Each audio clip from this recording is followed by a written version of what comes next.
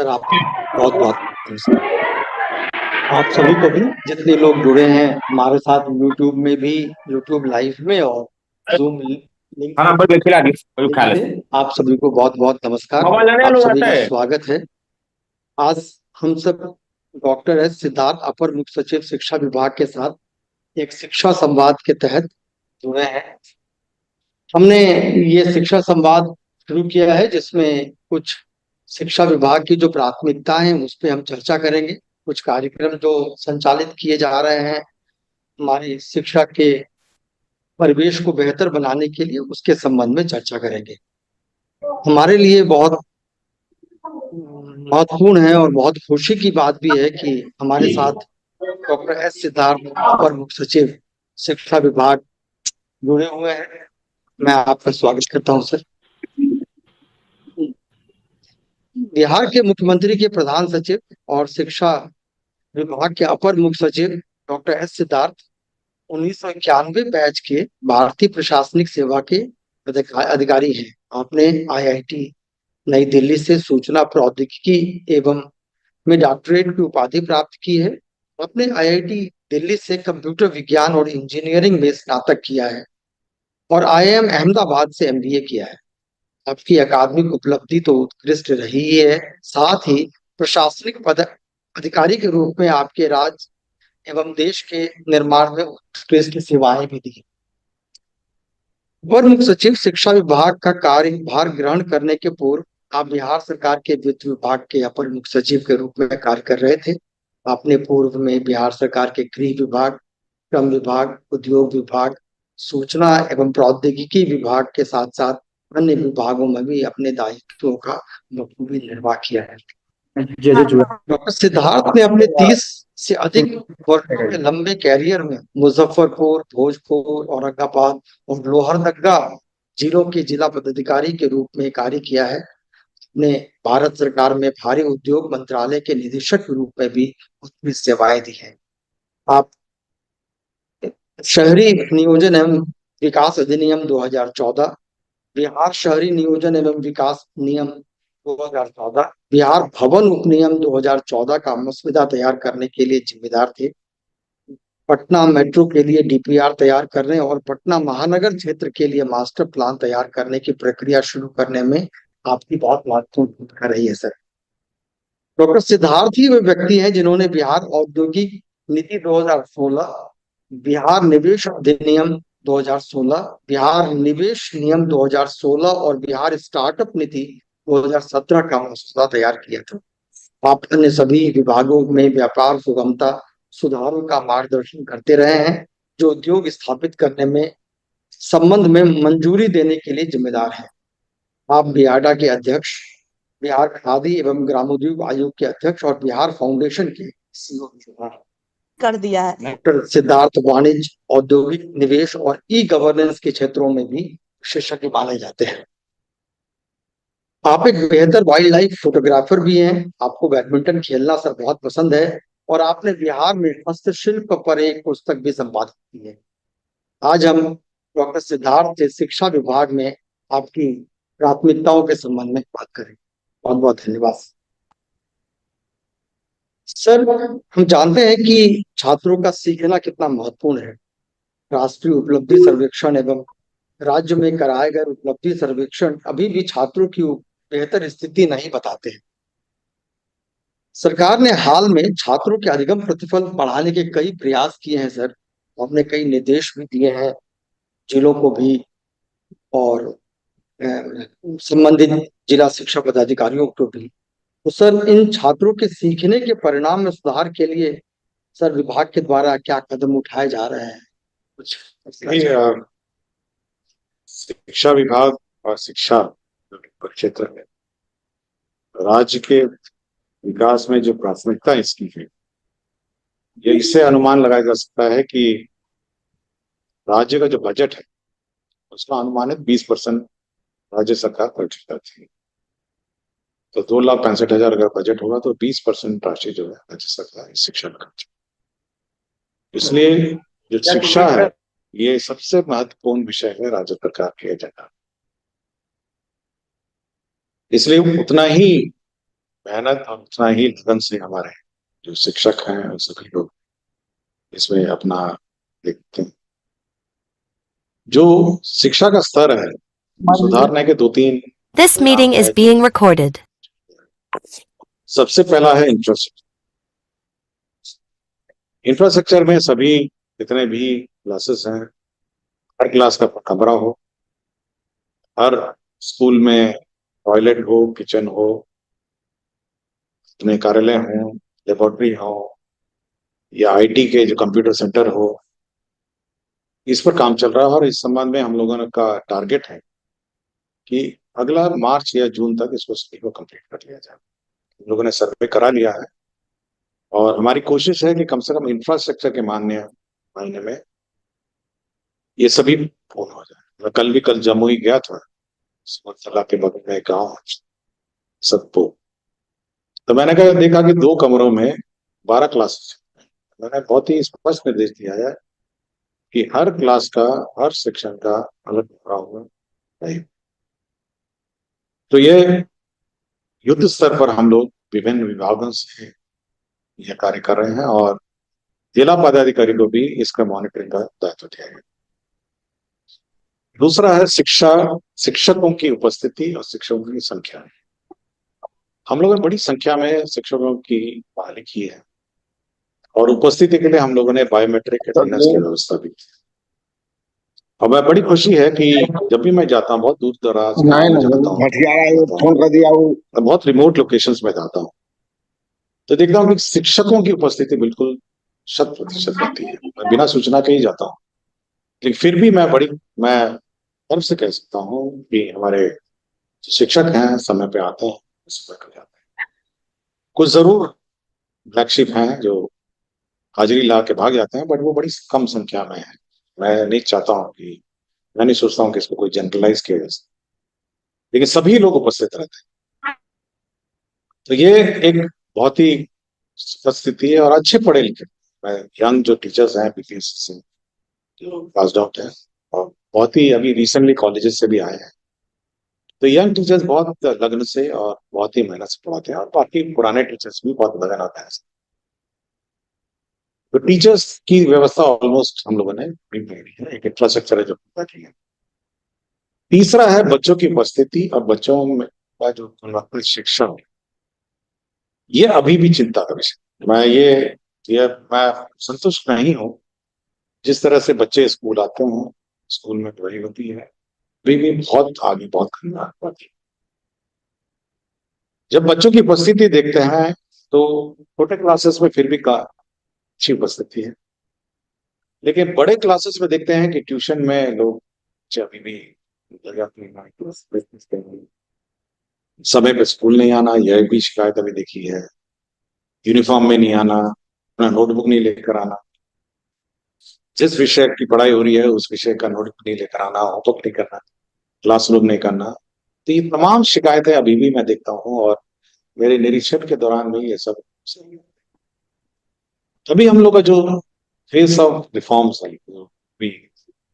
हम लोगों ने सभी पदाधिकारियों ने कहा है कि आप शिक्षा की गुणवत्ता पे ध्यान दें और इसी पर हम लोग का जोर, मतलब जो पिछले शुरुआत में तो हम लोग अटेंडेंस में लगे हुए थे और अब हमारा ये फेस ऑफ रिफॉर्म जो है ये सघन रूप से हम लोग इसके शिक्षा की गुणवत्ता के सुधार और हम लोग का ये परीक्षा हम लोगों ने ली, मिड टर्म परीक्षा, उसके भी बड़े मिक्स्ड रिस्पॉन्स आए हैं और हम चाहते हैं कि समय पे कोर्स पूरा हो, बच्चे पढ़े।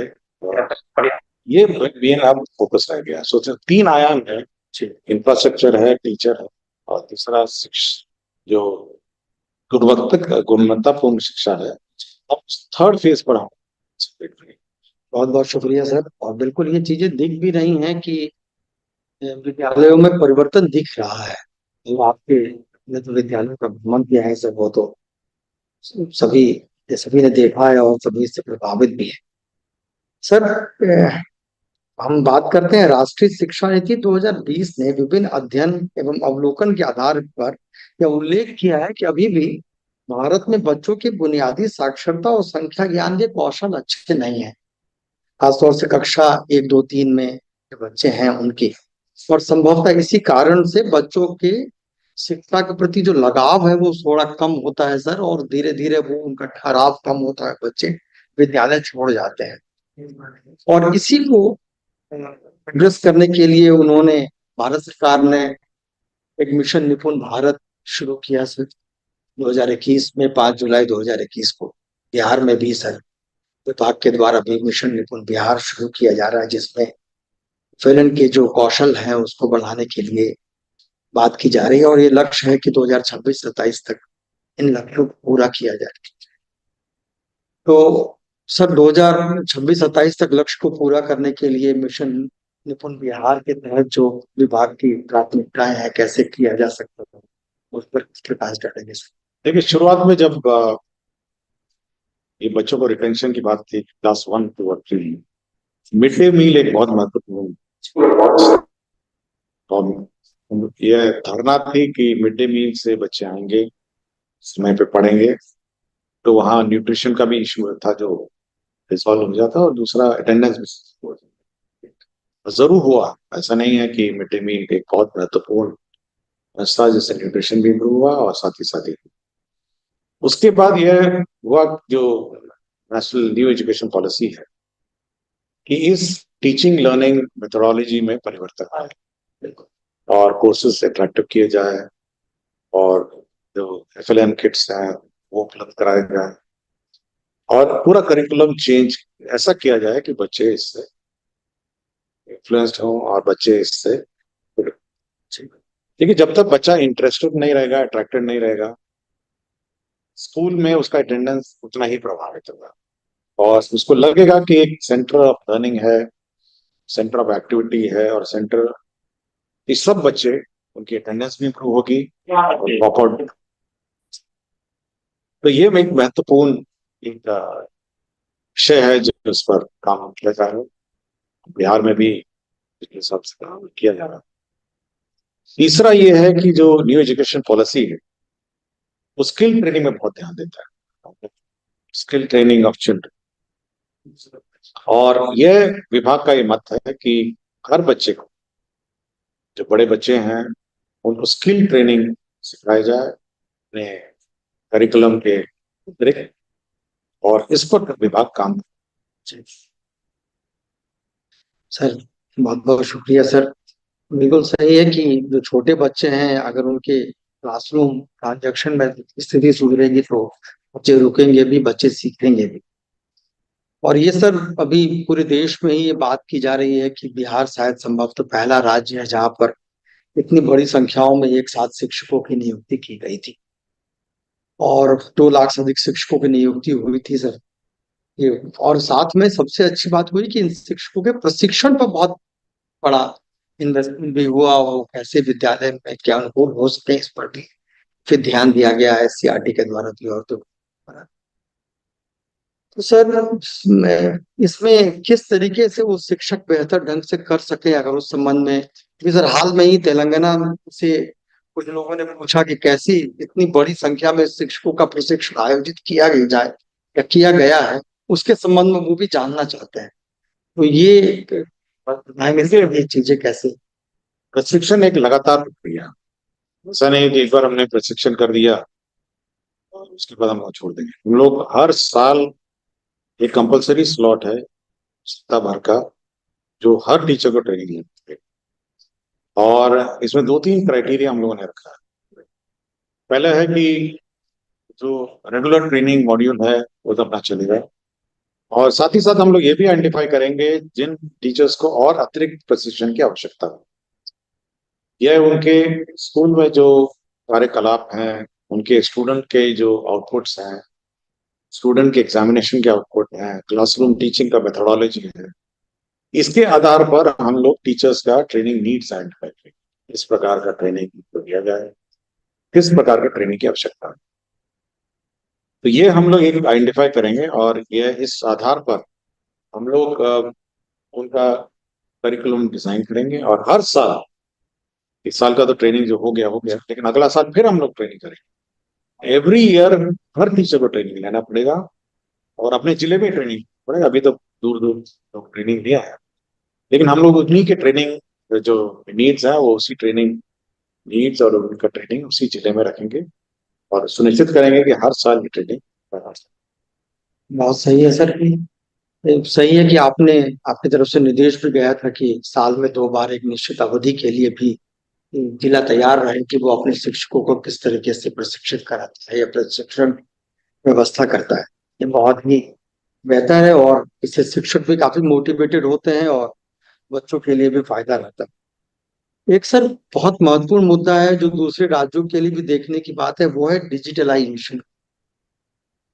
सर अभी बिहार में डिजिटलाइजेशन काफी मुहिम जैसा चला है कि पिछले हम लोग हर एक काम के लिए एक ही शिक्षा कोष के माध्यम से चीजों को लाने की कोशिश करेंगे। इंटीग्रेटेड अगर हमारा पोर्टल है उसके माध्यम से जिसमें हम शिक्षकों की नामांकन, उपस्थिति, निरीक्षण के लिए जो चीजें हैं उसको हम लाने की कोशिश कर रहे हैं। तो सामान्यतः ये माना जाता है कि बिहार थोड़ा अन्य राज्यों के मुकाबले डिजिटलाइजेशन में पीछे है, लेकिन ये अनुभव आपको कैसे बताते, कैसा लगता है कि हमने इन चीजों को अपने यहाँ राज्य में लागू किया है और इसके काफी अच्छे परिणाम दिख भी रहे हैं? सर देखिए, ये भ्रम है कि हम लोग डिजिटलाइजेशन में, और ये भ्रम है कि क्योंकि जब हम लोगों ने सभी को कनेक्ट करने की कोशिश की टीचर्स, तो 99% टीचर्स इस पर कनेक्ट हुए। तो ये प्रूव करता है कि जो ई शिक्षा कोष है और जो डिजिटल गैप बात हम करते हैं, इसको बांटा जा सकता है और ये गैप को पूरा किया जा सकता है। दूसरा है कि ये एक सेंट्रलाइज्ड सॉफ्टवेयर है। मतलब इस सेंट्रलाइज सॉफ्टवेयर का मतलब है कि सभी प्रकार की गतिविधियां एक स्थान पर एक साथ हो रही है और हर गतिविधि दूसरे गतिविधि के साथ काउंटर चेक। अगर कोई टीचर, जैसे समस्तीपुर में एक कंप्लेंट आया था कि बिना नियुक्ति के टीचर ट्रांसफर में जाके ज्वाइन कर, यह गलती ई शिक्षक को अगर होता और सारा डेटा होता तो नहीं, क्योंकि जैसी ही नियुक्ति होती है हम उसका सर्विस बुक खोलते हैं। तो जैसे आपने देखा होगा कि हमने ई सर्विस बुक का ऑन किया है, जिससे शिक्षक से संबंधित सभी डेटा वहां रहेगा। ट्रांसफर पोस्टिंग भी उसी में रहेगा, वैल्यूएशन भी उसी में रहेगा, उसका पीएआर भी उसी में रहेगा, किस बच्चों को पढ़ाया आज तक वो भी डिटेल उसमें रहेगा। तो पूरा का पूरा डेटा और किस बच्चे को किस टीचर ने पढ़ाया है ये भी डेटा रहेगा। तो जब पूरा डेटा एक जगह रहेगा तो कोई ये पूछ सकता है कि इस बच्चे को किस किस टीचरों ने पढ़ाया, या ये टीचर ने किस किस बच्चे को पढ़ाया, ये टीचर किस किस स्कूल में रहा पूरे कैरियर में, ये बच्चा कब कब क्या क्या अटेंडेंस रहा इसके पूरे कैरियर में। मतलब क्लास 1 से बच्चा जब एडमिट हुआ और क्लास 12 तक अगर आप मुझसे डेटा मांगेंगे कुछ सालों का, तो ये मिल जाएगा कि बच्चा क्लास 2 में क्या करता था, क्लास 3 में क्या करता था, क्लास 5 में क्या करता था, क्लास 8 में क्या करता था। और ये ड्रॉप आउट का एक ट्रैकर हो सकता है। अगर आपको लगता है कि पढ़ाई उसकी नीचे चलती जा रही है तो यह निश्चित होगा कि वो भाग जाएगा, स्कूल छोड़ के भाग जाएगा। और अगर वो हमेशा टॉपर रहा, अच्छा पढ़ाई किया, तो आप उसको आइडेंटिफाई कर सकते हैं कि ये बहुत अच्छा स्कूल। तो टीचर्स का भी ट्रैकिंग है, तो स्टूडेंट का भी ट्रैकिंग है, और दोनों का काउंटर चेक और दोनों का काउंटर मिलान है। तो डिजिटल डिवाइड और डिजिटाइजेशन जो है, मेरे विचार से ये भ्रम है कि बिहार में नहीं होता है या बहुत पिछड़ा है। और मेरे ख्याल से ये अन्य राज्यों से की तुलना में बहुत ही स्थिति। बहुत बहुत धन्यवाद सर। और खासतौर से आपने जो ड्रॉप आउट का ट्रैकर और बाकी चीजों के लिए भी खासतौर से ट्रैकर का जब हम इस्तेमाल करते हैं तो लर्निंग आउटकम के संदर्भ में करते हैं, लेकिन अगर बच्चों के एक्सेस, इनरोलमेंट और अटेंडेंस का भी हम ट्रैकिंग करने लगेंगे तो ये बहुत बड़ी बात होगी सर। खासतौर से अभी सबसे बड़ी बात हुई है जो हमें विद्यालयों में दिखता भी है, वो है आधार के साथ बच्चों के इनरोलमेंट को ट्रैक करना। ये बड़ी बात है सर। सही में सर, हम इंफ्रास्ट्रक्चर के संबंध में बात करते हैं सर। ये जनरली अध्ययन बताते हैं कि बच्चों की नियमित उपस्थिति बनाए रखने के लिए इंफ्रास्ट्रक्चर और फैसिलिटीज बहुत इंपॉर्टेंट है। प्राय दूर दराज में ये देखा जा रहा था कि बच्चों के लिए, खासतौर से लड़कियों के लिए शौचालय की व्यवस्था या उनके खेलने की व्यवस्था और ये बाउंड्री वॉल की व्यवस्था, इस तरीके से चीजें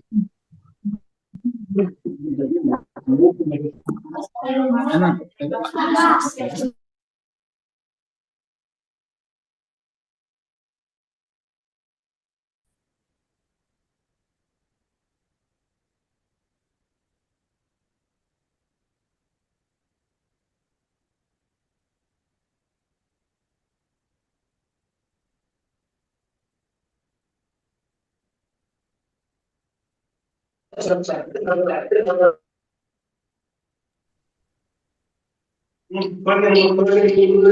साउंड नहीं आ रही।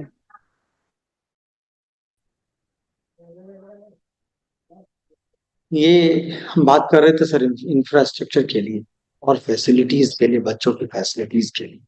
पिछले कुछ दिनों में खासतौर से हम जब विद्यालय में देखते हैं तो बच्चों के हैंडपंप के माध्यम से या बोरिंग के माध्यम से वाटर अवेलेबल कराने का बड़ा मुहिम चला हुआ है सर।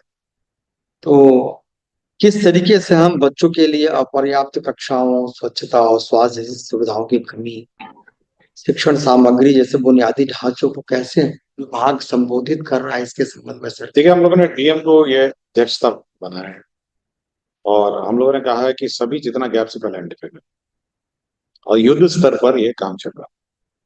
और जून तक मार्च का मैंने रखा है, जिसका 2-3 महीना और लेकर जाए। हम लोग बरसात से पहले हमसे सभी स्कूलों में submersible pumps, running water, toilets में, बाथरूम्स में, बेंचेस, रूम्स, ये हमारा लक्ष्य है और ये मेरा अपना विचार है कि ये हमको कंप्लीट करना है। इसलिए युद्ध स्तर पर ये काम चल रहा है और ये ऑब्वियसली बहुत कठिनाई होती है। एक क्लास में 3-3 क्लास चलते हैं, कभी 2-2 क्लास चलते हैं, टीचर्स को बहुत कठिनाई होती है। युद्ध स्तर पर ये प्लान है और जून तक हम लोग इसको कंप्लीट करा रहे हैं। बहुत बहुत धन्यवाद सर। ये बहुत बड़ी बात हुई कि हमारे विद्यालय भी आप खासतौर पर रंग रोगन, सुंदर दिखना, अट्रैक्टिव दिखना, और आपके जो स्कूल रैंकिंग की सर बात की जा रही है सर, ये मुझे लगता है कि ये शायद रिवोल्यूशनराइज करेगा पूरे के पूरे एजुकेशन सिस्टम को सर। उस स्कूल रैंकिंग पर भी सर कुछ कहेंगे? देखिए, जब तक किसी में प्रतिस्पर्धा नहीं है, कंपटीशन की भावना नहीं होगी, तो सब मीडियोकर हो जाएंगे। और अगर कॉम्पिटेटिव एग्जाम में रैंकिंग नहीं होगी, कोई पढ़ेगा ही नहीं, सब कहेगा कि चलिए पढ़ने की जरूरत ही नहीं है सब, या कोई मेहनत करने की जरूरत है। जो जैसे ही प्रतिस्पर्धा किसी सिस्टम में इंट्रोड्यूस होती है, तो सब चाहते हैं कि वो अपना रैंकिंग या अपनी उपलब्धि है उसमें सुधार। ये सुधार का या कोई किसी को नीचा और ऊंचा दिखाने की बात नहीं है, बट सुधार की प्रक्रिया है। तो हमारा ये विचार है कि रैंकिंग से कम लोगों को पता चलेगा कि भाई ये एक क्लास, ए कैटेगरी का स्कूल है, बी कैटेगरी का स्कूल है, सी कैटेगरी का स्कूल है और डी कैटेगरी का। और इसी प्रकार हम लोगों ने जो व्यवस्था की है कि हर महीने हम लोग टीचर को भी पुरस्कार देंगे। इस बार घोषणा की नहीं बोल सकते, और नवंबर महीने में इसे हम लोग शुरू करेंगे। कुछ प्रक्रियाएं निर्धारित में समय लग गया, लेकिन नवंबर महीने से हर महीना हम लोग 534 टीचर्स, हर ब्लॉक में एक टीचर को रिकॉग्नाइज करेंगे कि भाई आप अच्छा कर। तो ये व्यवस्था, जब तक प्रतिस्पर्धा और ये मोटिवेशन नहीं रहेगा, तो एक मीडियोक्रिटी जो दिमाग में बैठ जाती है कि ऐसे ही होगा, सब कुछ ऐसे साधारण होगा, ये घट जाए और हर व्यक्ति, चाहे कोई भी, कोशिश करेगा कि भाई हम अच्छा करें। और इवन टीचर, जैसे टीचर है, स्वयं अपना इवैल्यूएशन देगा कि भाई हमने अच्छा किया। हम किसी के नाम से नहीं मंगाएंगे, किसी के माध्यम से नहीं मंगाएंगे कि कोई डीओ भेजेगा या बीओ भेजेगा। हम लोग चाहते हैं कि जो टीचर है वो स्वयं बताए कि उन्होंने क्या क्या अच्छा काम किया। बाकी तो आंकड़े हैं, आपका अटेंडेंस है, बच्चों का अटेंडेंस है, सब है, बट स्वयं क्या परिवर्तन किया सिस्टम में, या स्वयं क्या आपने मतलब सुधार किया, यह उनको मौका दिया जा रहा है कि वो जी मतलब अच्छा कर। तो ये एक सुधार की प्रक्रिया है, कोई रैंकिंग, कोई नेगेटिव सेंस में नहीं है। बहुत अच्छी बात भी है कि आजकल जब शिक्षकों से बात होती है तो वो हमेशा कहते हैं कि अप्रिसिएशन और रिवॉर्ड जो है अगर विभाग के द्वारा मिलने लगे रियलाइज कर पाएगा। अच्छा, मेरा तो ये है कि स्कूल में भी होना चाहिए, स्कूल में भी होना चाहिए। जो टॉपर है, सेकंड टॉपर है, थर्ड टॉपर है, ये स्कूल में भी होना चाहिए। आप मंथली एग्जाम रखते हैं, मंथली भी होना चाहिए कि भाई। बिल्कुल सर। तो जब तक एक टॉपर की भावना हो, मेरे स्कूल में भी होता था कि जो टॉपर से उसको अवार्ड मिलता था, हम लोग भी देखते रहते थे और हमेशा लगता था कि हमको भी एक दिन मिलेगा। तो ये भावना होती। बहुत बहुत शुक्रिया सर। अभी विस्तार से आपने विभाग द्वारा किए जा रहे हस्तक्षेपों के बारे में चर्चा की, तो बहुत बहुत धन्यवाद सर। अंत में सर, हम सिर्फ जानना ये चाहेंगे कि आगामी जो कुछ समय है इसमें विभाग की क्या महत्वपूर्ण प्राथमिकता। देखिए, अभी अभी जो सबसे, तो पहले तो है क्वालिटी एजुकेशन, जो मैंने, जी सर। वो तो बहुत ही महत्वपूर्ण है और मैंने सभी पदाधिकारी, और ये इसमें मूल चूल परिवर्तन है। जी 6 महीना है हमको क्लासेस चलती है, तो ये सभी लोग इस पर, हम भी इसमें लगे हुए हैं। और हम लोगों ने सोमवार को एक कार्यक्रम मंथन भी रखा, सभी शिक्षा से संबंधित पदाधिकारी को बुलाया है कि इसमें सुधार कैसे किया जाए, इस पर चर्चा की। दूसरा, जो हमारे शिक्षकों को हमेशा, और आज काफी लोग ऑनलाइन भी हैं, जो जानना चाहेंगे कि ट्रांसफर पोस्टिंग की क्या व्यवस्था है, कब होने, तो सबको ये, काफी कहीं कुछ दूर दराज में होंगे, कहीं कष्ट में होंगे, तो सबको ये इच्छा है कि भाई मेरी ट्रांसफर पोस्टिंग का कि वो क्या है, तो पॉलिसी तो आ गई है। तो इस पर हम लोग वेबसाइट, हम लोग मंडे, इस नेक्स्ट वीक में हम लोग इस वेबसाइट को लॉन्च कर देंगे, जिसमें सभी जितने टीचर्स हैं, जैसे विकलांग हैं या गंभीर उसमें बीमार हैं, पॉलिसी में लिखा ही है, वो अपना पंचायत इंगित करेंगे, 10 पंचायत जहाँ जाना चाहते हैं। उसके बाद महिलाएं हैं, वो अपने पंचायत को इंगित करेंगी कहाँ कहाँ जाना चाहती हैं, और पुरुष अपना अनुमंडल इंगित करेंगे। और फिर हम एक प्रक्रिया हम लोगों ने निर्धारित की है, जो उसकी जानकारी हम सोमवार मंगलवार को दे देंगे कि किस प्रकार हम लोग पारदर्शी तरीके से, बिना किसी के हस्तक्षेप के, हम लोग सिस्टम से, कंप्यूटर से इसको पोस्टिंग करते हैं। ठीक, हम लोग ना ही पिक एंड चूज करेंगे। बहुत यूट्यूब में मैं देखता रहता हूँ, बहुत चैनल इस पर अफवाहें उड़ाते रहते हैं और तरह तरह की बातें करते हैं, लेकिन आप अस्वस्थ होंगे सभी टीचर्स की किसी प्रकार का हम लोग, इसको कहते हैं हैंकी पैंकी, बिल्कुल वो हम लोग आपको थ्योरी सुना देंगे, आपको फॉर्मूला बता देंगे कि किस फॉर्मूला से हम लोग ने की है का, और कैसे हम लोग पॉलिसी को लागू की। इसलिए कोई घबराने की आवश्यकता नहीं है।